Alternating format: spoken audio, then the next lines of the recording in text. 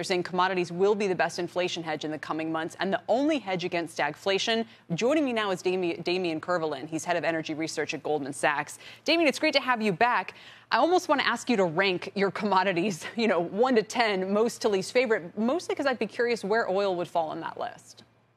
Yeah, sure. Hi, Yali. I think it's important to emphasize that when 2021 was a demand recovery, 2022 for commodities will be the structural repricing. So to answer your question, we're looking for commodities where we're not only in deficits, but we're not seeing a sufficient supply response. And top of that list will be oil and copper. Markets where we're not actually at low inventories, and we're yet to see that meaningful ramp up in activity, whether it's current project, whether it's future projects, to meet growing demand. So those are really our two favorite here. What would you say to traders who go, but is crude acting as strong as it was a month ago?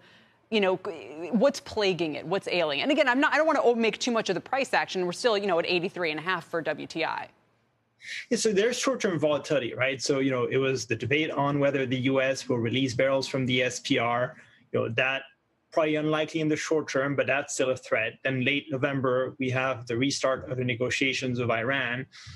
How tight is the gas market? How much is that supporting oil demand? So you have all those cross currents which create this near-term volatility. But here's the big picture, right? We've averaged above $80 for several months now. We're not seeing that big supply response. Our markets are downward sloping. So a year from now, the price is $6, $7 even lower.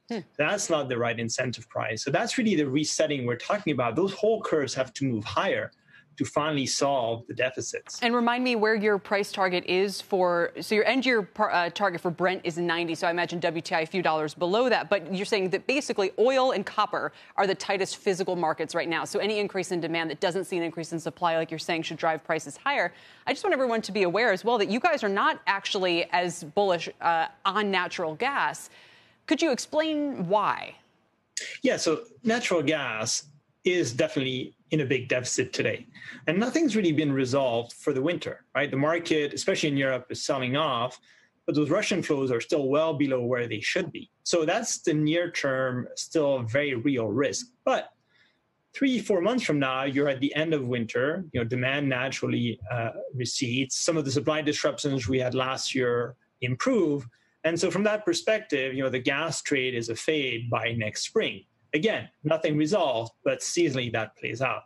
That's very different from oil, right? The issue of an oil are not seasonal. They're not due to winter weather. They are structural. And that's why we feel that there's a clear opportunity here in the oil market Nat gas, and copper. Yeah, I was going to say nat gas is below $5 there as you were describing that. Is that because its supply is coming online more quickly than it is with oil? So U.S., especially gas, is sold off today. Two drivers. The weather forecasts for November are not colder than normal. They're, in fact, slightly warmer. And then U.S. production's beating to the upside as well. Now, that's pretty U.S. specific, right? We have shale. We have short cycle supply. The rest of the world doesn't have that. So that can explain the divergence between the U.S. and the rest of the world. And we're least concerned about the U.S. gas market. Sure, very cold weather will mean higher prices. But the real risk of a shortage that has a negative impact on economic growth is much more pressing in Europe.